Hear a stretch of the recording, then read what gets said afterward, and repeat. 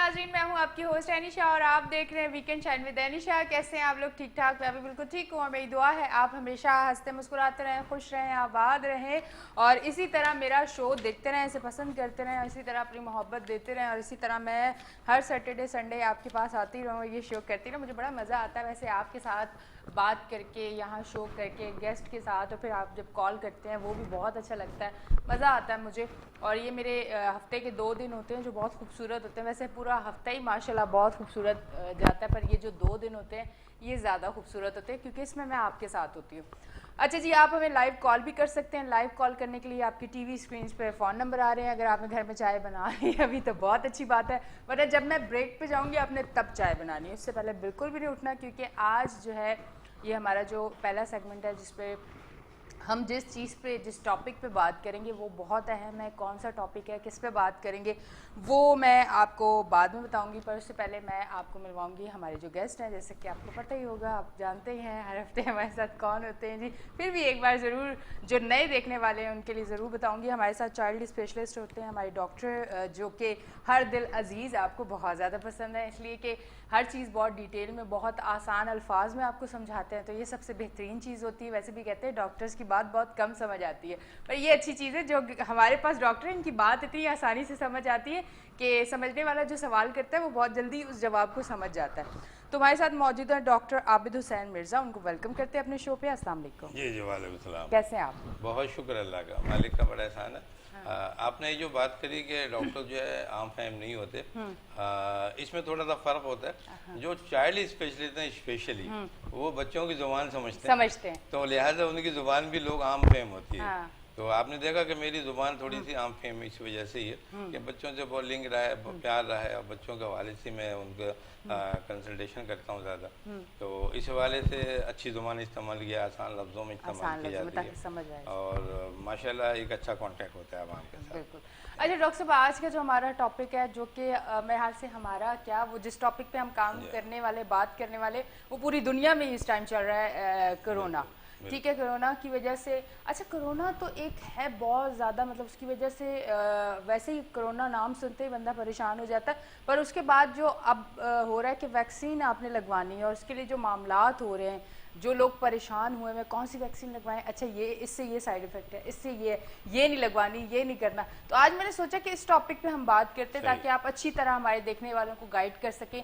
हो सकता है कुछ लोगों के जहन में ये है कि यार ये वैक्सीन लगवाते तो फ़ौरन मुझे कुछ हो जाएगा और ये वैक्सीन लगाते तो ये चीज़ें, क्योंकि ये बहुत आम चल रही है ना बातें, तो आप जब इस बारे में बताएंगे तो वो बेहतरीन तरीके से बात आगे तक जाएगी। सही। देखिए, बिस्मिल्लाहिर्रहमानिर्रहीम, सबसे पहले हम ये आवाम के लिए बता दें कि कोई भी चीज़, जब भी कोई बीमारी डेवलप होती है तो उसके पीछे पे एक रिसर्च आती है जी। वो जो रिसर्च है वो हमें डिक्लेयर करती है कि हम कितना प्रोटेक्शन कर सकते हैं उस बीमारी से, कितना उस बीमारी से सेफ हो सकते हैं। हमारा थोड़ा सा जहाँ अच्छाइयाँ थी वहाँ थोड़ा अलमिया भी था हमारे साइंटिस्ट के साथ। ये जो वायरस था कोविड का, ये कुछ ज़्यादा क्लेवर था, शार्प था, ये हमसे 2 कदम आगे चलता था। ये हमारे साइंटिस्ट, हम जो रिसर्च कर रहे थे, हम थोड़ा इससे पीछे आ जाते थे। हम एक कोविड के एक अल्फा बीटा पे आ गए, हम गामा पे आ गए, वो और आ गए, और स्टेप और स्टेप। तो रिजल्ट ये निकला, जब हमारी वैक्सीन जब पूरी आ गई बाजार में, तकरीबन 14 के करीब वैक्सीन हमारे यहाँ पाई जाती है मुल्क में और दुनिया में, तो जब वो आ गई तो फिर उसके साथ एक डाउट्स आ गए सामने कि भाई वो जो आखिर में जो कोविड-19 का जो वायरस आया है, ये जो डेल्टा वायरस आया है, तो ये तो वैक्सीन तो पहले आ गई थी, तो अब इस पर कैसे एक्ट करेगी। तो ये एक अलमिया हो गया कि भाई ये चीज़ होगी, इसलिए कि वो आगे हो गया था। तो इसके लिए इससे कंसेप्ट ये था कि देखिए, बेसिक जो हम थीम लेते हैं, बेसिक जो मास्टर जो एलिमेंट लेते हैं वो सेम होता है, उसके वेरिएंट चेंज होते हैं थोड़े से, तो वेरिएंट की वजह से थोड़ी तब्दीली आ सकती है। अच्छा। तो लेकिन बेसिकली हमारे पास ये वही है। हाँ, लेकिन इसमें ये मतलब ये नहीं होता कि हमारी जो वैक्सीन फेलियर हो जाए, हमारे वैक्सीन जो है फेल हो जाए और वो कोई रिजल्ट ना दे, ऐसा नहीं है। अच्छा। वैक्सीन उसी हिसाब से बनी जाती हैं। ये ज़रूर हुआ है कि उस पर रिसर्च कम हुई है, मार्केट में आ गई हैं बहुत ज़्यादा, जो है जो तरीके से जो हमारे पहले एक हमारे जो साइंटिस्ट हुआ करते थे और जिस तरीके से वो पूरा रिसर्च करते थे, ग्रुप बैठता था, यहाँ ऐसा नहीं हुआ। यहाँ डिफरेंट ग्रुप डिफरेंट कंट्रीज़ में बैठे उन्होंने अपनी अपनी वैक्सीन निकाली और उन्होंने और मेरे ख्याल से spread कर टाइम दी। भी नहीं था हाँ, इतना। और उतना टाइम भी नहीं था, तो इसकी वजह से हुआ। अब मैं ये समझता हूँ कि जो वैक्सीन इस वक्त आ रही है ये ज़रूर डेल्टा के काम अगेंस्ट भी काम आती है, लेकिन इसके ये भी होता है, ये फेलियर भी हो सकती है। अच्छा। इसकी वजह ये है कि देखिए जो इन्होंने जो अपना जो एलिमेंट लिया था, एंटीजन जो लिया था, वो थोड़ा सा वेरिएंट चेंज था उसका। अब एक ज़रा सा वेरिएंट चेंज होने से बिल्कुल क्लिनिकली बिल्कुल डिफरेंट हो जाता है बाज़ औक़ात। आप देखिए कि वायरस की जो है क्लिनिकल जो प्रोपेगेशन थी, इसकी सिम्टोमेटोलॉजी वो डिफरेंट थी। वो ये था, पहले का मैं थोड़ा सा ब्रीफ करूँ थोड़ा, कि जो शुरू के जो हमारे वायरस आ रहे थे उनमें हर एक को फ्लू लाइक सिम्टम्स आ रही थी, नज़ला ज़ुकाम खांसी गला हुआ। अच्छा, फिर जब वो सेकंड आई तो नज़ला ज़ुकाम थोड़ा कम हो गया, गले पे ज़्यादा चला गया, भी हो गया, वो वाला बीटा हो गया। उसके बाद फिर गले थोड़े और कम हो गए, सीने की खराबी हो गई, दिमाग नम नीस होने लगा, सुनपन आने लग गया, वो तीसरी किस्म में आ गई वो। अब जब चौथी आई तो बैठे बैठे एकदम बंदे ऐसे हुआ, क्योंकि मैंने खुद देखा मेरे क्लिनिक में जब ऐसे पेशेंट आए कि वो आए और उनको उठा के लेके आ रहे हैं कि साहब वो बिल्कुल सही थे ये, और अभी अभी एकदम इनकी सांस उखड़ने लग गई, ये क्या बात हुई है। हमने जब चेक किया तो ऑक्सीजन लेवल बिल्कुल ड्रॉप हो गया उसका, तो एकदम ऑक्सीजन के लिए भागे कि वो क्या रह पड़ गया था। तो पता लगा कि ये एक नई सिस्टम है, ये वो ब्लैक कोविड आ गया, ये डेल्टा वायरस आ गया।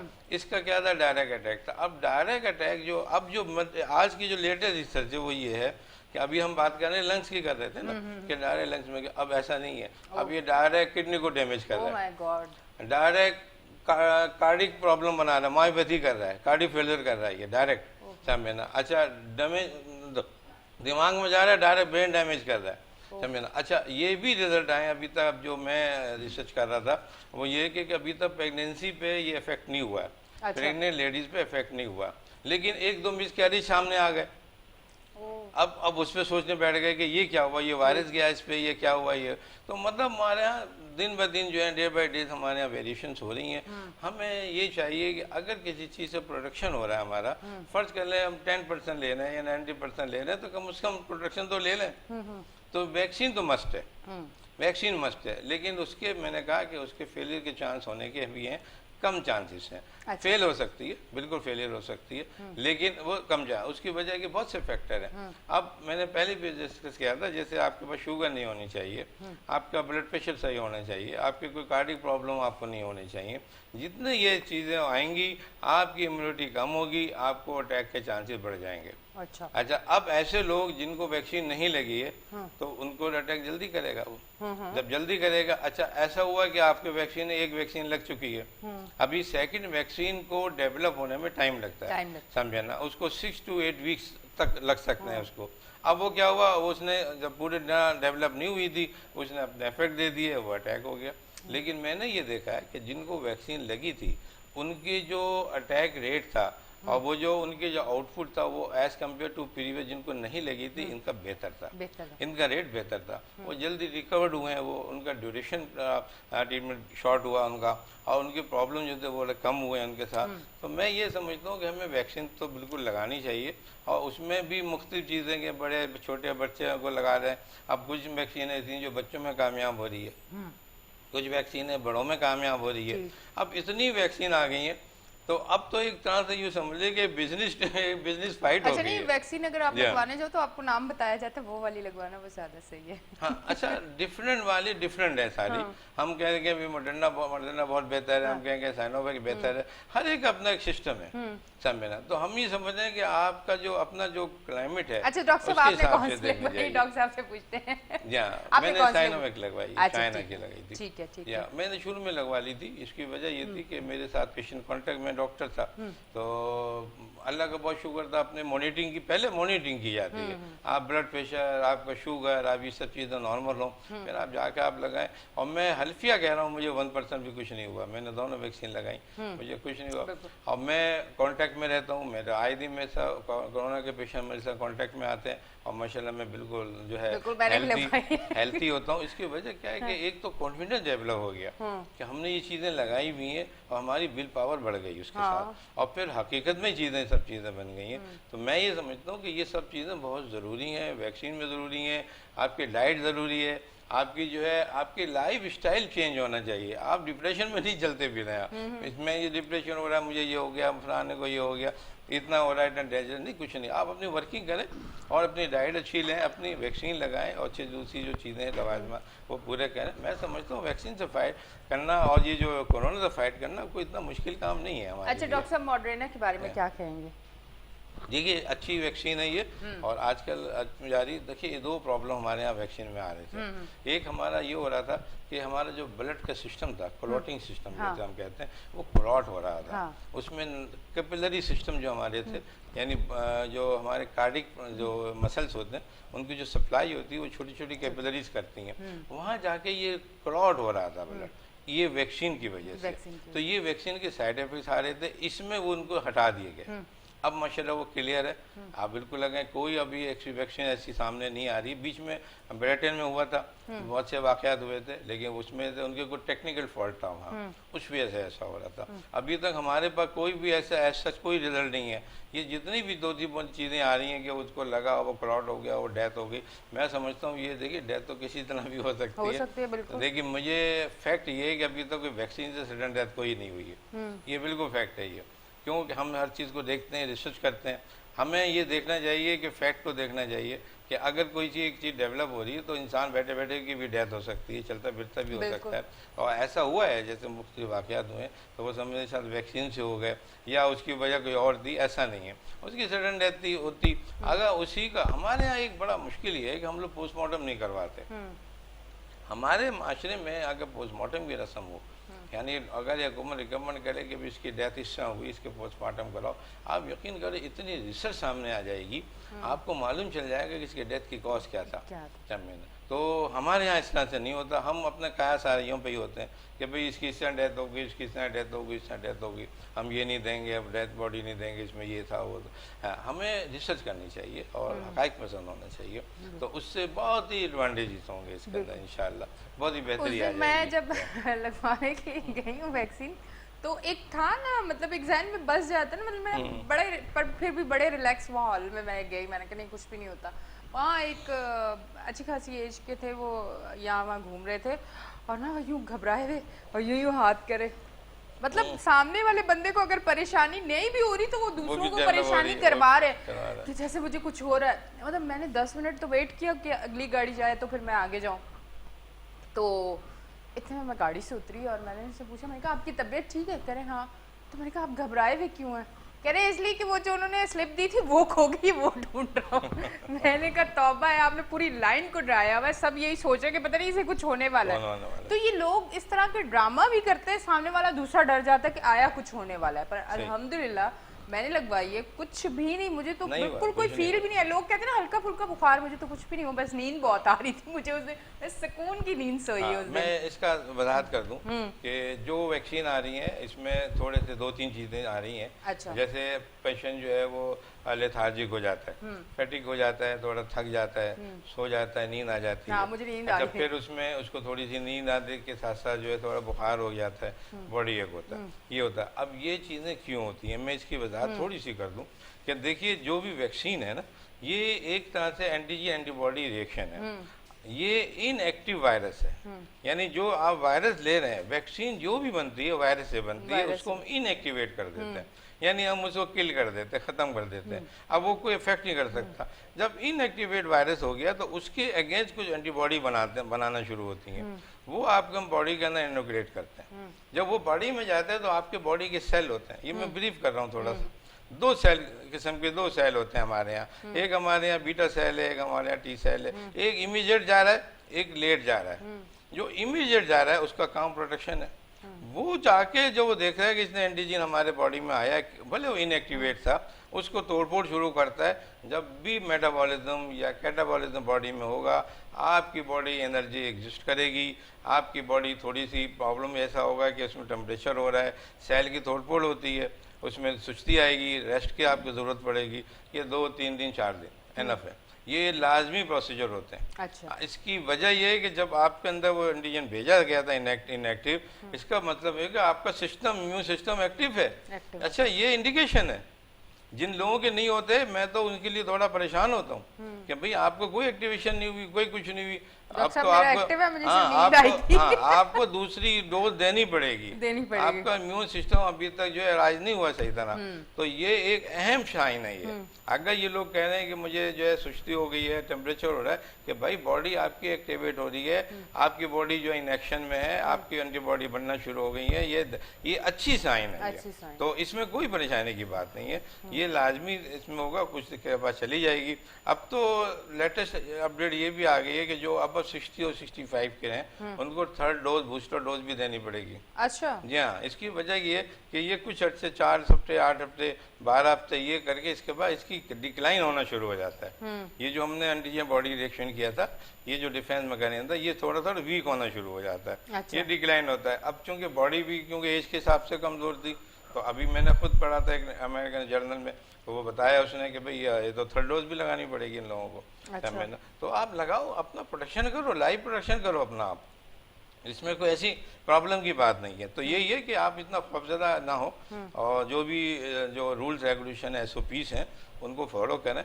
और मैं समझता हूँ कि वैक्सीन ही इस वक्त एक वाहिद इलाज है, इलाज समझ लें या प्रोफाइलेटिक समझ लें, जिसकी वजह से हम इनसे बच सकते हैं। बाकी तो ये भी है कि हुकूमत इसी के साथ मैं अपील ये करता हूँ कि और दूसरी प्रोटेक्शन की चीज़ें, जैसे बच्चों को निमोनिया की वैक्सीन है, बच्चों की चिकन पॉक्स की वैक्सीन है, वो भी इसके साथ लगाए, बच्चों को भी लगा दे।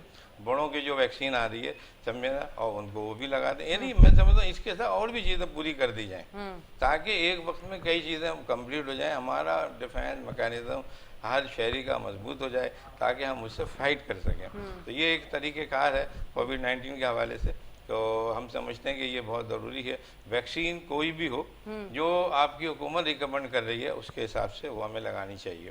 हाँ, अगर हम अपनी चॉइसेस करेंगे तो लाजिम बात है, हमारी अपनी रिसर्च तो होती नहीं है ना, हुकूमत की तरफ से आती है। तो जो भी वैक्सीन आ रही है, अब जैसे कुछ वैक्सीन थी जो सऊदी ने बंद कर दी, कुछ वैक्सीन थी जो दुबई ने कहा कभी प्रोहिबिट कर दी कि ये नहीं लगा सकते, कि कोई ब्रिटेन ने कर दी, तो वो वहाँ, हालांकि अपने अपने रूल्स हैं, तरीक़ेकार है। आपको जहाँ से मुतालिक है, जो आप रिलेटिव आप यूज़ कर रहे हैं अपने लोकेशन, फ़र्ज़ कर लें आपको सऊदी जाना है, तो आप सऊदी वाली वैक्सीन आप वहाँ अपने जो आप जाएं, अपने मिनिस्ट्री में जाएं, उनको कहेंगे मुझे ये है, तो आपको वो ही लगा देंगे।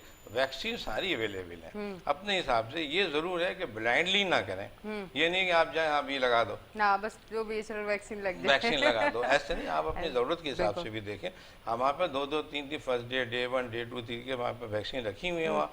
इसके अलावा हमारे पास हर किस्म की वैक्सीन है।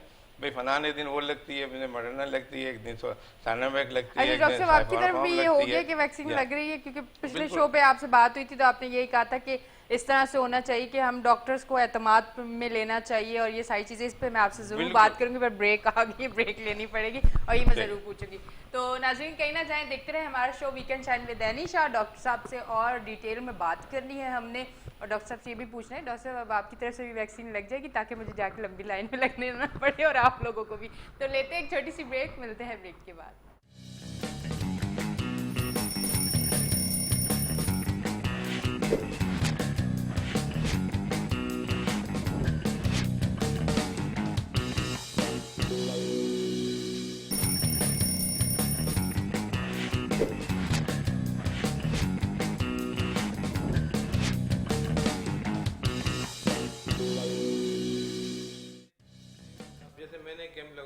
वेलकम बैक जी नाज़रीन, हम ब्रेक से वापस आ गए हैं और आप देख रहे हैं वीकेंड शाइन विद दानिशा। हम लोग इतने डिटेल में गुफ्तगू में चले जाते हैं ब्रेक में कि मुझे जहन में नहीं रहता कि मैंने वापस भी आना है शो से, क्योंकि मैं सारी इन्फॉर्मेशन ब्रेक में भी ले लेती हूँ कि चलो जो शो पे टाइम है वो और सवालों में हो जाएगा, बाकी जो मैंने चीज़ें पूछी वो भी पूछ लूँ। अच्छा डॉक्टर साहब, ये पिछले हफ्ते या उससे पिछले हफ्ते आपसे मेरी बात हुई थी कि डॉक्टर्स को एतमाद मिले और इस तरह, इस पर क्या हुआ है? आपने कहा हमारे पास भी वैक्सीन लग रही है। बिल्कुल सही कह रही हैं। देखिए, जब भी कोई काम करते हैं तो प्लान होता है, और प्लानिंग हमारी हुकूमत ही करती है सारी। लेकिन मैं ये चाहता हूँ कि जब हुकूमत कोई प्लानिंग करे तो हमारे जो प्राइवेट सेक्टर के लोग हैं या इस्टेब्लिशमेंट के कुछ लोग हैं, उन सबको मिल के करे और फिर एक इशू करे कि भाई ये प्रॉब्लम जो है इस तरह से हल होगा। हमारे यहाँ क्या हुआ, वैक्सीन आ गई, अब आगे की सबको लगानी है, कैसे लगानी है, कहाँ लगानी है, दफ्तर बना दिए गए। अब क्या छुट्टियाँ हो गई, घरों में लोग बैठ गए, समझे ना। स्कूल वाले बच्चे थे उनकी छुट्टियाँ हो गई। देखिए पहले भी वैक्सीन हुआ करती थी स्कूल की सतह पे, ऑफिस की सतह पे और आपके जो इंस्टीट्यूट है इंस्टीट्यूट की सतह पे आप ये चीज़ें सेटल कर लें, आपकी सारी वैक्सीन जो भी चीज़ें पूरी हो जाएंगी, आपको कोई पैनिक नहीं होगा। अब मैं जैसे ऑफिस आया हूँ अपने, मेरा ऑफिस में आज लग रही है फर्ज कर लो, तो मेरे जितने लोग थे वो गणेश बगल के पूरी हो गई, मैं हो गया। अब मुझे कहीं जाने की ज़रूरत नहीं है, आप आए अपने ऑफिस, आप हो गए, बच्चे स्कूल के बच्चों को स्कूल में लग गई, है ना। इसी तरह कोई ऑफिस वाले हैं, वो ऑफिस दुकान वाले आ गए, उनको वहाँ पे कैंप लग गया, वो वहाँ हो गया। देखिए कोई पैनिक नहीं हुआ है। ऐसा सिस्टम क्यों नहीं डेवलप हो रहा है? अच्छा, दूसरी ये है कि आप क्लिनिक है, अब मेरी क्लिनिक है या मेरा हॉस्पिटल है या लोग हैं, आप उनको रजिस्टर करें बाकायदा ऑफिशियल तरीके जो है तरीके का, उसके लेके उनके प्रॉपर जो है क्वांटिटी आप दें, उनको अमला दें और वो लगा के सबको प्रोवाइड कर देंगे। जबकि ऐसा कुछ नहीं हुआ है ना, जहाँ पर हुआ वहाँ पे पूरे लंबी लंबी लाइनें लग गई जाके। अच्छा, कोई बताया नहीं है कि कौन सी वैक्सीन लग रही है, कैसी लग रही है, क्यों लग रही है, वो आगे सिस्टम हो गया। अब इतने इतने लोग, अच्छा फिर प्रेशर एकदम दे दिया कि नहीं होगा तो आप जो है वो सफ़र नहीं कर सकते, आपको तनख्वाही नहीं मिलेंगी। देखिए ये सब तकरीकें अनएथिक्स होती है, मेरे ख्याल में ये अनएथिक है। आप कोई भी काम आवाम को प्रेशर दे के नहीं करेंगे। आप उनसे ये कहिए कि आपको सब कुछ है, सारा है, आप कहाँ पर उधर है, आपको वहीं वैक्सीन लगेगी, समझना, आपको तनख्वाह है, आपको तनख्वाह मिल रही है, आपको क्यों? वो ये समझ रही है, आवाम ये समझने लग गई कि इसमें कोई हुकूमत का सख्त फ़ायदा है इसमें, अब हम मजबूरी में लगा रहे हैं ना। आप ये कंसेप्ट क्यों दे रहे हैं कि भाई एक चीज़, जबकि मालूम है कि ये आवाम के लिए काम हो रहा है, ये सब आवाम के फ़ायदे के लिए हो रहा है, हमारे आपके फ़ायदा, हमारी आपकी जान महफूज हो रही है ना। हुकूमत का इसमें क्या है, हुकूमत तो करके चलेगी चली, वो उनके तो सारे सेटलमेंट बाहर होता है, मुल्क से बाहर है, अपना चले गए। लेकिन प्रॉब्लम हमें आपको होते हैं, तो हमें समझते हैं कि एक अच्छी पॉलिसी मरतब करके ये सारे तरीके को डील करें। फिर जब ये जहाँ इसके बावजूद अगर आप लॉकडाउन कर रहे हैं, बहुत आसान तरीका, आप लॉकडाउन करें और घरों में भेज दें मोबाइल टीम में वैक्सीन की, आप देखें सारे अपने वैक्सीन हो जाएंगी, आपके बड़े आराम से होगी, वैक्सीन भी होगी वहाँ पर। आप उनकी सपोर्ट जो करना चाहते हैं, जो उनके जो प्रॉब्लम्स हो रहे हैं लॉकडाउन की वजह से, उनका जो उनकी मुआशी मुश्किलात हो रही हैं और दसियों मसले मसाइल हैं, आप उनको भी हियरिंग करें और मैं समझता हूँ एक अच्छा माशरा जन्म दें ना। ये सिर्फ पाकिस्तान में है या फिर थोड़ा सा इंडिया में है और किसी मुल्क में ऐसा नहीं, सारे सिस्टम देखिए, ब्रिटेन की कितनी बड़ी आबादी है, चाइना की कितनी आबादी, कब सब कवर कर चुके हैं, सारी वैक्सीन हो गई उनकी, सब कुछ हो गई, सब केस क्लियर हो गए, सारे अमेरिका जैसे में हो गया हमें। तो हमारा मुल्क क्यों पीछे है? हमने क्यों नहीं पॉलिसी ऐसी मुरतब कर रहे? मेरी रिक्वेस्ट है खाली, ये कोई ऐसी कोई बाकायदा कोई ये नहीं है कोई खुदा ना खास्ता हुकूमत को गलत उस पर चले गई लाइन पे, तनकीद नहीं है, हाँ तनकीद नहीं है, एक मशवरे हैं। हम सबको, हम ज़रूरतों का, दूसरों का ख्याल करेंगे, अपने अवाम की मोहब्बतों का, उनकी तकलीफ़ों का एहसास करेंगे, तो मैं समझता हूँ ये काम हम आसानी से कर सकते हैं। तो ये हमें सब चीज़। अच्छा, इसके अलावा और भी तो बीमारियाँ हैं ना, कार्डियक के प्रॉब्लम्स हैं, दिल के ब्रेन के हैं, CVA हैं, ब्लड प्रेशर बढ़ रहा है, शुगर है, हमें इसके साथ साथ कोरोना के साथ साथ उनकी पर भी तवज्जो देनी चाहिए। अच्छा डॉक्टर साहब, एक बात मैं ज़रूर आपसे करूँगी कि ये जब मैं खुद वैक्सीन लगवाने गई तो जब मैंने देखा कि मैं ये सवाल आपसे करके जाऊँगी क्योंकि ब्रेक आ गई, एक तो ये ब्रेक पता नहीं कहाँ छुपी हुई होती अच्छा, तो नहीं ब्रेक नहीं आई, कुछ और आ गया लाइव शो में बहुत कुछ आ जाता है, कोई मसला नहीं है। अच्छा डॉक्टर साहब, मुझे ये बात पूछती है कि जब मैं खुद वैक्सीन लगवाने गई तो तब मैंने देखा कि आया वहाँ पे एक डॉक्टर होना चाहिए जो आपको पहले चेक करे कि आया आपका BP तो हाई नहीं हुआ, आपको कोई और प्रॉब्लम तो नहीं, उसके बाद वैक्सीन लगे। हमें तो किसी ने नहीं कुछ चेक किया और जाते ही ना हमसे कोई डिटेल मांगी कि आप हार्ट पेशेंट हैं कि नहीं है, आपको कोई बीमारी है या नहीं, कुछ भी नहीं पूछा, सिर्फ ये पूछा आप कौन सी वैक्सीन लगवाएंगी। मैंने कहा मैं ये वाली लगवाऊंगी। आप बिल्कुल सही कह रही हैं, ये बात आप एज अ डॉक्टर इस पे आप क्या कहना चाहेंगे? देखिए, हम शुरू से अपने प्रोग्राम में एक ही बात कर रहे थे, शुरू में भी यही कहा था कि अगर आप वैक्सीन चेकअप के बाद लगवाते हैं, आपका ब्लड प्रेशर, शुगर, आपकी और यूरिनरी प्रॉब्लम और आपकी क्रिएटिनिन प्रॉब्लम, आप उनको मेजर करके आप करते हैं, आपका कोई प्रॉब्लम नहीं बनेगा, आपके कोई साइड इफेक्ट नहीं होंगे। इसके अलावा एक बड़ा फ़ायदा ये होगा कि आपकी बीमारी उस वक्त भी डिटेक्ट हो सकती है। बहुत से लोगों को ये नहीं पता कि मेरा ब्लड प्रेशर हाई हो रहा है, बहुत से लोगों को ये नहीं पता उनकी शुगर हाई हो रही है, लेकिन जब वो चेकअप करा रहे हैं वहाँ पे तो उनका भी आपकी ये शुगर है, आपका ये ब्लड प्रेशर है, आप ये मेडिसिन लें, तो वो कहते हैं अच्छा ऐसा भी हुआ है, हम ये सही करके कल आके लगवाते हैं फिर। तो ये एक तरीका है। ये मैं ये कहता हूँ अपने पेशेंट को, मैं ये रिकमेंड करता हूँ कि अगर आप वहाँ जाते हो और वहाँ आपको कोई डॉक्टर नहीं मिलता है, आप उस दिन वो नहीं लगाओ, वापस मेरे पास आओ, जो मेरे पेशेंट है, मैं पूरी मॉनिटर करके आपका पैसे लिख के दूंगा, आप वहाँ जाके वो दिखाओगे कि मेरा बीपी इतना है, शुगर इतना है, क्रिएटिनिन इतना है, मैं बिल्कुल नॉर्मल हूँ, आप वैक्सीन लगाओ, आपको कुछ नहीं होता। ये इंशाल्लाह काफ़ी हद तक ये गारंटी है इस बात की कि आप अगर इसके बावजूद कोई मिसहैप हो रहा है तो देखिए हालात तो हो सकते हैं, ये तो आप नहीं कह सकते कि फिर वो वही वाली बात है जो पंजाबी कहते हैं, जड़ी रात कब्र है जो बाहर कोई नहीं। फिर ये वाला फिर इसके ऊपर यही वाली चीज आती है। बिल्कुल ये फार्मूला आपको आ जाता है। तो मैं ये समझता हूँ कि हमें बहुत ज़्यादा तवज्जो की ज़रूरत है। अब इससे हुकूमत को ये समझना चाहिए कि ये जो पैनिक हो रहा है, ये गैदरिंग हो रही है, आप इससे कोरोना को कम नहीं कर सकते। ये कोरोना बढ़ रहा है इसलिए कि जो जिस तरीके से वहाँ क्राउड जमा हो रहा है, जिस तरीके से वहाँ लोग बैठ रहे हैं और आ रहे हैं मिलने, कोई एसओपी सही तरह फॉलो नहीं हो रही है, इनमें तो कोरोना बढ़ रहा, बिल्कुल बढ़ रहा है। मैंने देखा कि जो मुझे परसों पेशेंट देखे मैंने और जो कल देखा वो इजाफा था उनमें, जो मैंने सुबह देखा वो इजाफा था उन लोगों में। ये क्यों बढ़ रहे हैं ये सब चीज़ें? ये सब चीज़ें हमारे लिए लम्हा फिक्रिया है और हमें तवज्जो, खुसूसी तवज्जो इन पे देनी चाहिए अपने दौर पे। इसके अलावा हमारे पास जो बच्चे हैं, बड़े हैं, स्कूल की, अब देखिए कितने नुकसान हो रहे हैं, स्कूल बंद हो गए। बाद ऐसा हुआ पिछले दिनों इंटर के एग्जाम हो रहे थे, एक पेपर उनका रह गया था, वो रोक दिया। एक पेपर रह गया उनका, रोक दिया, बाद में होगा। प्रैक्टिकल 9 10 के वो भी रोक दिए। हमें ठीक है, हम मानते हैं कि आप hard and fast rule use करेंगे, भाई ये तो करना है, लेकिन थोड़ा सा रिलैक्स पॉइंट देखें कि भाई अगर एक पेपर रह गया तो यार ये पेपर दो, इनको एसओपी फॉलो करो, ये बच्चे फारिग तो हो जाए। अब एक पेपर के लिए बच्चे रुके हुए हैं। तो मैं समझता हूँ कि हमें हर तरफ तवज्जो चाहिए। हमें ये नहीं देखना है कि हम कोरोना पे तवज्जो, तो कोरोना नहीं चल रहा है, अगर उसके बैक पे क्या हो रहा है, हमारे साथ बच्चे के साथ क्या हो रहा है, हमारे साथ बड़े के साथ क्या हो रहा है, हम उनको थोड़ा रिलैक्स पॉइंट करके फिर आगे बढ़े। तो मैं समझता हूँ हमारा माशरा बेहतर तौर पे होगा। अभी जिस प्रॉब्लम का शिकार है, हमारा डिप्रेशन हमारे माशरे में आ रही है, समझना इकोनॉमिकल प्रॉब्लम उनके पास आ गए, क्या कुछ उनके पास नहीं आ रहा। इसके इफेक्ट आफ्टर 6 मंथ 1 ईयर होंगे। हर चीज के इफेक्ट आफ्टर इफेक्ट्स होते हैं। ये देखिएगा आप जब आएंगे अगली दफा माली बोझ, हम कैसे डिक्लाइन हो जाएंगे, हम समझे ना, बीमारियों में गिरेंगे, बहुत से मसले होंगे। मैं ये चाहता हूँ कि हमारे हुकूमत को भी चाहिए और हम अपने तौर पे जो काम कर रहे हैं, हमारा अपनी सतह पे जो हो रहे हैं, उनकी सतह पे हमें सोचें कि हमें इन चीज़ों को बेहतर कैसे हम निपट सकते हैं इन चीज़ों के। तो ठीक है, कोविड है और 19 है और दूसरी बीमारियाँ हैं, मैं समझता हूँ कि इनमें तवज्जो की ज़रूरत है हमें। अब जैसे आपको बताया कि एक और आ गया वायरस लंबाडिया के नाम से, वो भी कोविड से थोड़ा आगे।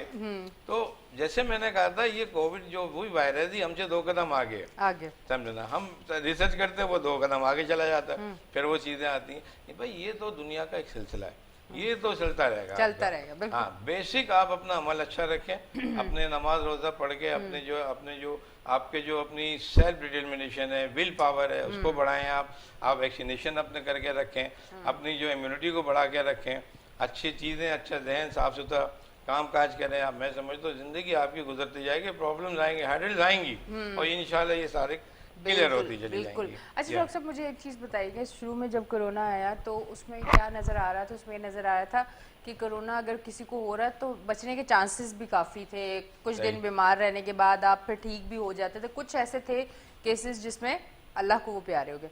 पर ये जो डेल्टा आया है, ये तो मतलब आज हुआ मेरे ख्याल से 1-2 दिन तो ज़्यादा मैं कह रही हूँ, मतलब इतनी जल्दी और डेथ, मतलब कोई बचने के चांसेस नज़र ही नहीं आ रहे। अच्छा, ये बात मैं इसलिए कह रही हूँ कि मेरे बड़ी करीबी कुछ 1-2 लोग हैं जो इस दुनिया से इसी में गए हैं, तो मैं इस बिना पे कह रही हूँ। तो ये डॉक्टर साहब एकदम से ना, मतलब ये जो एक खौफ की लहर आई है ना, वो इसीलिए आई है कि पहले चांसेस थे कि आप बच सकते हो, सही। पर अब तो मुझे ऐसा लगता है कि अब अगर हुआ ये डेल्टा, जो ये चौथी लहर आई है, ये जो हुआ, तो ये बहुत ज्यादा खतरनाक है। ये एक दिन निकालना आपके लिए बड़ा मुश्किल हो जाता है। मैंने आपको जैसे बताया था कि ये जो डेल्टा की जो है, ये डायरेक्ट अटैक करता है लंग्स पे। अब यही नहीं हुआ कि लंग्स में, बल्कि डायरेक्ट किडनी फेल कर दिया, डायरेक्ट आपके ब्रेन डैमेज कर दिया। समझे ना, आपने 2 दिन हुआ कि मान लो नमनी सुई, आपने सोचा कि जो है वो स्मेल नहीं आ रही है, हाथ पे सुन हो रहे हैं, और मान लो दूसरे दिन डेथ। इतनी सडनली ये डेवलप हो रहा है। इसकी वजह से भी ये था कि इसका कोई प्रोटेक्शन था ही नहीं हमारे पास। ये मैंने कहा ना 2 महीने थोड़ा आगे आ गया। ये प्योर जो वैक्सीन होगी इनके खिलाफ वो नहीं है, ये आपके मैं बताऊं, प्योर वैक्सीन नहीं है, ये थोड़ी चेंज है। हमने 2 महीने पहले की वैक्सीन है, हमने इनके 4 में से 3-3.5 वेरिएंट कवर कर लिए हैं, कुछ रह गए। अब वो जो एक वेरिएंट रह गया उसने किल किया उसको जाके, समझना। अच्छा, अब उसने बॉडी को भी पसंद किया, कोई ओल्ड एज बॉडी है, समझना, जिसकी इम्यूनिटी कम है, जिसकी एज ज़्यादा है, तो वो अपने आप को नहीं संभाल सकी, उसकी डेथ हुई एकदम। तो मेरा कहने का मतलब मेरा कहने का मकसद यही है कि हम अपनी बॉडी को बिल्कुल प्रिपेयर्ड रखें, हर मुश्किलात के लिए रखें, अपनी डाइट को बेहतर करें। अगर हमारे पास डॉक्टर्स नज़दीक हैं, नज़दीक तरीन जो फौरी जहाँ पे हमें फर्स्ट एड मिल सकती है वो हमें फौरी अवेल करना चाहिए अपने आप को। और हमें देखे चाहिए कि हम जो भी आसपास के लोग हैं वो भी डिटेक्ट करें, बजाय नहीं घबराएं कि इसको क्या हो रहा है। और ये समझ लें कि एक चीज़, एक ऑक्सीजन एक इंस्ट्रूमेंट होता है ऑक्सीजन मेजर का, आप ऑक्सीजनेशन को कवर करके रखें, ऑक्सीजन मालूम करके रखें कि उसका ऑक्सीजन लेवल कितना है। ये बड़ा एक क्राइटेरिया है आपके पास, बेहतरीन क्राइटेरिया। अगर वो बिलो 80 हो रहा है, बिलो 70 हो रहा है, आप इमीडिएट भागें। ये नहीं होगा कि आज बैठे बैठे अभी लगाया वो 89 पे हुआ, 80 हुआ, वो गिरते गिरते एकदम गिरेगा। इतना जल्दी नहीं है, लगेगा 4-6 घंटे लगेंगे। अच्छा। आप उस तक आप अप्रोच कर सकते हैं। आप ऑक्सीजन के पास जाएं, डॉक्टर के पास जाएं, फर्स्ट एड के पास जाएं, अपने आप को कॉन्शियस रखें। फर्स्ट एड जो है आपकी जो एक समझिए कि मोबाइल यूनिट है आपका, उसको एक्टिवेट करके रखें। मैं समझता हूँ ये सारी चीज़ें कवर कर सकते हैं, हमें घबराने की ज़रूरत नहीं है। हर चीज़ देखिए ना, जो भी प्रॉब्लम है अल्लाह की तरफ से आते हैं, बीमारियाँ हैं, मौत है, ज़िंदगी अल्लाह की तरफ से आती है। हमें अपने अमल को बेहतर करना चाहिए। अगर हम समझ लें कि हमें प्रॉब्लम बीमारी से होंगे तो हम उससे सफ़र होंगे, लेकिन फ़ाइट करना ये हमारा हक है। और हर जगह जो है बीमारी से फाइट करें, आप हुकूमत की हेल्प लें, आप अपनी हेल्प लें, ये हमारे सबके लिए ज़रूरी है। ये नहीं होगा कि हमने आज हम देखें कि भाई अब इसकी डेथ हो रही है या ये नियर डेथ है, हम इसको बाहर नहीं ले आ सकते। आप जहाँ पॉसिबिलिटी है आप हॉस्पिटल लेके जाएं, उसको उसकी फर्स्ट एड दें। और हॉस्पिटल वालों को भी चाहिए कि वो अच्छा रवैया करें। बिल्कुल। ये नहीं होगा वो कोरोना है तो आपने कोरोना, आप कोरोना कह क्यों रहे हैं? आप डायग्नोज करें, आपके में इलाज हो रहा है ना। आप उनको कह के कि भाई इसकी कोरोना हो गया, अब आप जाएं, अब तो ये इसके लिए ये प्रॉब्लम होंगे, ऐसा क्यों है ये? आप जो भी बीमारी है आप अपने फाइल पे लगाएं। पहले भी तो आप बीमारियां सारी डिक्लेयर नहीं करते थे, आप अपने फाइल पे करें और उसको एडमिट करें, उसका इलाज करें आप उसके साथ, और उसके आउटपुट निकलेगा आपका, वो बंदा सही होगा आपका।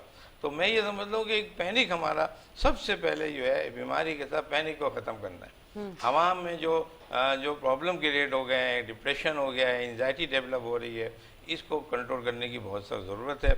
अभी शुक्र अल्लाह का कि हमारे बच्चे इतने मुतासिर नहीं हैं। अगर हमारे बच्चे डिप्रेशन में चले जाएंगे तो हमारे बताइए फिर आगे क्या होगा, फिर हम किस पे डिपेंड करेंगे? अच्छा डॉक्टर साहब, ये हमने जो सुना था स्टार्ट में कि गर्मी जब आएगी तो ये खत्म हो जाएगा, ठीक है, ठंड में ये जागा हुआ है, तो अब तो ठंड का मौसम भी आ जाएगा। कराची में थोड़ा लेट आता है पर और जगहों पे तो आ जाएगा। तो ये सर्दी के मौसम के साथ आपको क्या लगता है कि खतरनाक लहर फिर आएगी? क्योंकि ठंड के मौसम में ही कहा है कि ये गर्मी आएगी तो कम हो जाएगा, खत्म हो जाएगा, ये वायरस मर जाएगा, पर ठंड में वो बढ़ रहा था। तो अब तो सर्दी को हम फिर वेलकम करने वाले हैं। तो मैंने बताया कि ये वायरस बहुत ये एक दहशतगर्द है, टेररिस्ट है। ये अपनी म्यूटेशन चेंज करता है। ये पहले शुरू में यही था कि हम हाई ग्रेड फीवर में जाएंगे। पहले ये था कि भाई 45 तक ये पहुंचा सेंटीग्रेड था तो ये किल हो जाएगा। फिर हमने देखा कि 55 हो गया, फिर हमने देखा 57 हो गया, अब तो ये बढ़ता चला जा रहा है। तो इसका तो कुछ भी नहीं हुआ और इसकी फिगर बढ़ती जा रही है। तो इनके अभी मिजाज डिफरेंट है ना। तो सर्दी गर्मी का कंसेप्ट नहीं है, सर्दी में भी है, गर्मी में भी है।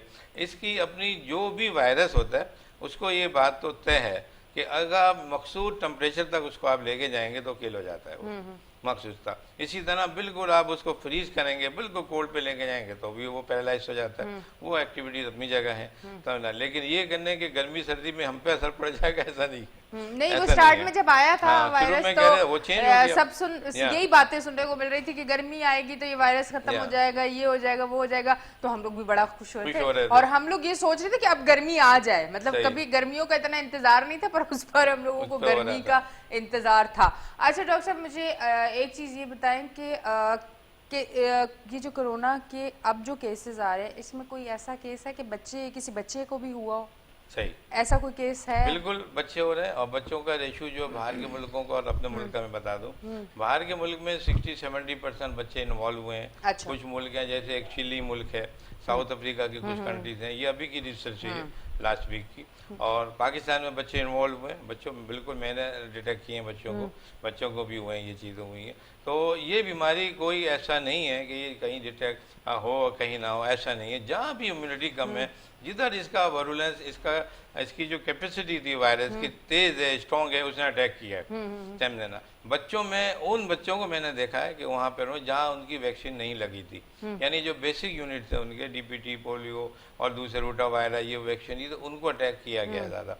जो स्कूल गए बच्चे उनको भी ये हुए। अच्छा। लेकिन बहुत सीरियस हमारे यहाँ अभी रिजल्ट ऐसा नहीं हुआ। लेकिन इसकी वजह दो है। एक तो हमारे यहाँ वो जो बच्चे जिनको अटैक हुए थे उनको प्रोपेगेट नहीं किया गया, सामने नहीं लाया गया, बस वो वाकयात हो गए, खत्म हो गए, हट गए वो, उनको बाकायदा हाईलाइट नहीं किया गया। इसकी वजह ये थी कि वालिदैन डरे हुए थे कि हमारे बच्चों को ले ना लें, वायरस का था, ऐसा नहीं हो कि ये किसी और खाने में डाल दें उसको लेके, हमसे छीन लें, ये पोस्टमार्टम करा लें। तो इसकी वजह से पूरी फिगर सामने नहीं आई। लेकिन बिल्कुल है, ये फिगर बच्चों में भी है, बड़ों में भी है, सब है, यंगस्टर में। ये जो वायरस आया, ये मैंने जो पिछला 15 डेज मैंने देखा, इनमें यंगस्टर लोगों को ज़्यादा इन्वॉल्व किया है, फीमेल भी मेल भी, 17, 18, 20, 22, 30 ये इन्वॉल्व हो रहे हैं इसके अंदर, जबकि इनको एक्सपेक्ट नहीं थी कि हम भी हो जाएंगे, और ऐसा हो रहा है। इसकी वजह क्या है? आपका डिप्रेशन था, आपने ऐसी सोच अपने जहन में डाल दी जिससे आपका इम्यून सिस्टम वीक हो गया। अब वो आप बड़े हों, आप बुढ़े हो, जवान हो, इम्यून सिस्टम आपका वीक होगा, आप मुतासिर हो जाएंगे। तो ये सब चीज़ें हुई हैं बिल्कुल, और ये सब हो रही हैं। हमें इन पे पूरी एहतियात करना चाहिए, और मैं कहता हूँ वैक्सीन हमारा एक बेहतरीन है, और अच्छी डाइट, वैक्सीन करें, अच्छी डाइट करें, SOPs को फॉलो करें, मैं समझता हूँ हमारा प्रोटेक्शन इससे बेहतर हो जाएगा। बिल्कुल। अच्छा डॉक्टर साहब, ये बताएं कि हमें मल्टीविटामिन और ये चीज़ें लेनी चाहिए, क्योंकि अगर हम स्ट्रांग होंगे तो बीमारी से लड़ भी सकेंगे, इस बारे में आप क्या कहना चाहेंगे? बिल्कुल सही कह रही हैं आप, लेकिन मैं ये कहता हूँ कि हमें ये सब चीज़ें ज़रूर तवज्जो चाहिए, लेकिन हमें बैलेंस डाइट लेनी चाहिए। हमारे हर किस्म की अच्छी डाइट मौजूद है, हम उनको लें, दूध, मक्खन, आपके अंडा, मछली, ये बैलेंस डाइट खिलाती है। डॉक्टर साहब, हमारे मैं अपने शहर की बात करूंगी, मुझे और शहरों का इतना नहीं पता, कराची शहर का मुझे पता है कि यहाँ बैलेंस डाइट बहुत कम लोग लेते होंगे, वरना आपको पता ही है कि क्या यहाँ का सिस्टम है, लॉकडाउन हुआ हुआ, फिर भी हम लोग बाहर जाके लाइनों में, मतलब वो गाड़ी में बैठ के फास्ट फूड लेके आते हैं, घर में खाते हैं, 3-3 बजे हम लोग खा रहे हैं। मतलब हम लोगों का एक तो टाइम नहीं है खाने का, और अगर जो खाना खाते हैं तो वो हमारी सेहत बनाता नहीं, उल्टा मेरे हाथ से हमारी सेहत खराब करता है। सही कह रही हैं आप। तो देखिए हमारे जो विलेजेस से, हमारे रूरल एरियाज है, वहाँ ये फॉलो होती हैं चीज़ें। हमारे शहरों में ये चीज़ें नहीं होती, और शहर इसीलिए इन्वॉल्व ज़्यादा होता है। मैं समझता हूँ कि अगर हम बैलेंस डाइट जो नहीं कर पा रहे, उनका चाहिए कि एक थोड़ा सा लेबोरेटरी टेस्ट करें, वो जिसमें विटामिन C के हैं, D है, A है, समझे ना, ये हम आयरन है, हम इन चीज़ों का अगर अपने मेजरमेंट करेंगे, फिर अकॉर्डिंगली आप मेडिसिन लेंगे। कहीं हमें मल्टी विटामिन की ज़रूरत है, कहीं विटामिन D की, हमने जैसे पिछले दफ़ा जिक्र किया था, हमने विटामिन D को लेना है एक प्रॉपर, वो बहुत बड़ा टॉपिक था। मैंने सोचा था कि शायद आज मैं छेड़ूं उसे, लेकिन हमने कहा नहीं, अभी उसको नहीं छेड़ते। हम उसको ऐसे सप्लीमेंट ले लेते हैं कोरोना में। हाँ, विटामिन D की गोलियां आती हैं मुख्तलिफ किस्म की, आप वो इसको यूज़ करें। विटामिन C की आती हैं, आप वो लें। कुछ लोगों को मल्टी विटामिन की ज़रूरत है, कुछ लोगों को आयरन की ज़रूरत है, बच्चों में ज़्यादा आयरन की ज़रूरत है, आप ये वो लें, तो मैं समझता हूँ ये हमारी इम्यूनिटी कंट्रोल में आएगी। अच्छा डॉक्टर साहब, आपने इतनी अच्छी बात की, मुझे एक चीज़ याद आ कि आज तो मौका भी है, दस्तूर भी, और पूछ भी लेती हूँ। डॉक्टर साहब ये बताएं मुझे कि मैं मतलब जब डाइट करती हूँ तो मुझे एक बात अक्सर सुनने को मिलती है, मल्टीविटामिन लोगी तो तुम्हारा तो वेट बढ़ेगा, डाइट करी तो क्या फ़ायदा, मतलब वाकई वेट बढ़ता है उससे अगर आप ले रहे हैं? मल्टीविटामिन का कंसेप्ट लोगों ने थोड़ा सा उल्टा ले लिया। मल्टीविटामिन भूख को उड़ा देता है। हाँ, क्योंकि मैंने 2-4 लोगों से सुना तो मैं हैरत में हो गई, क्योंकि मैं तो काफ़ी अरसे से खा रही हूँ, तो मैंने सोचा कि नहीं, मैं अब तो डॉक्टर साहब आते हैं तो पूछ ही लूंगी। नहीं, देखिए मैं समझता हूँ कि मल्टीविटामिन मुझे और आपको इतनी ज़रूरत नहीं है। इसकी वजह यह है कि हमें कॉन्शियस लेवल हमारा बेहतर है, हम अपने ग़िज़ा पे कॉन्सेंट्रेट करते हैं, हम हर चीज़ कुछ ले लेते हैं, हम मिल्क भी ले लेते हैं, एग मुनासिब टाइम पे ले लेते हैं, मुनासिब टाइम पे फिश ले लेते हैं, तो हमें इन चीज़ों की ज़रूरत नहीं है। लेकिन मैंने जैसे भी जिक्र किया था कि हमें अगर कोई प्रॉब्लम है तो हम उनके लैब टेस्ट कर लें, बड़ा आसान है वो चीज़ें। अगर हम समझ रहे हैं कि हमें कोई कमी हो रही है किसी मल्टी विटामिन की या आयरन की, तो एक लेबोरेटरी टेस्ट कर लें, वो आपको फिगर दे देगा, आप बड़े आराम से वो उसको आप उतने ही सप्लीमेंट लेंगे जितने हमें रिक्वायरमेंट है। तो ब्लाइंड थेरेपी नहीं लें। हम यहाँ बैठ के ये कभी रिकमेंड नहीं कर सकते कि कि अगर आप वीकनेस हो रही है आपको या आपको कोविड हो रहा है तो आप जाएं फटाफट अपनी इम्यूनिटी बढ़ाएं और अपने विटामिन ले लें, और ये हम नहीं कह सकते। आपको हर सूरह लैब टेस्ट करना होगा, आपको अपने डॉक्टर के पास सूरह जाना होगा। डॉक्टर आपको जो रिकमेंड करेगा डाइट या कोई मल्टीविटामिन या कोई और विटामिन, और इसके साथ वैक्सीन की तरफ आपको इंक्लाइन कराएगा, आप उधर जाएं, तो मैं समझता हूँ आपकी लाइफ भी बेहतर होगी। हर तरह के हम इसको कॉम्पनसेट कर सकते हैं बेहतर तरीके से। ठीक है जी डॉक्टर साहब, बहुत बहुत शुक्रिया, आप हमारे शो पे तशरीफ़ लेके आए, और इसी तरह हर हफ्ते हम आपसे मुख्तलिफ टॉपिक पे बात करते रहेंगे। और साथ साथ अगर आप भी कोई सवाल करना चाहें तो हम सैटरडे जो है डॉक्टर साहब हमारे साथ होते हैं, और हमारी कोशिश होती है पूरा 1 घंटा डॉक्टर साहब से सारे सवाल कर लो और फिर आपकी कॉल्स अगर आए तो वो भी ले लो। तो डॉक्टर साहब बहुत बहुत शुक्रिया, आप हमारे शो पर तशरीफ़ लेके आए। अच्छा जी नाजरीन, आप अभी हमारा शो देख रहे हैं वीकेंड शाइन विद एनिशा। मैं आपके साथ 11 बजे तक हूँ, तो कहीं ना जाएँ, लेते हैं एक छोटी सी ब्रेक, मिलते हैं ब्रेक के बाद।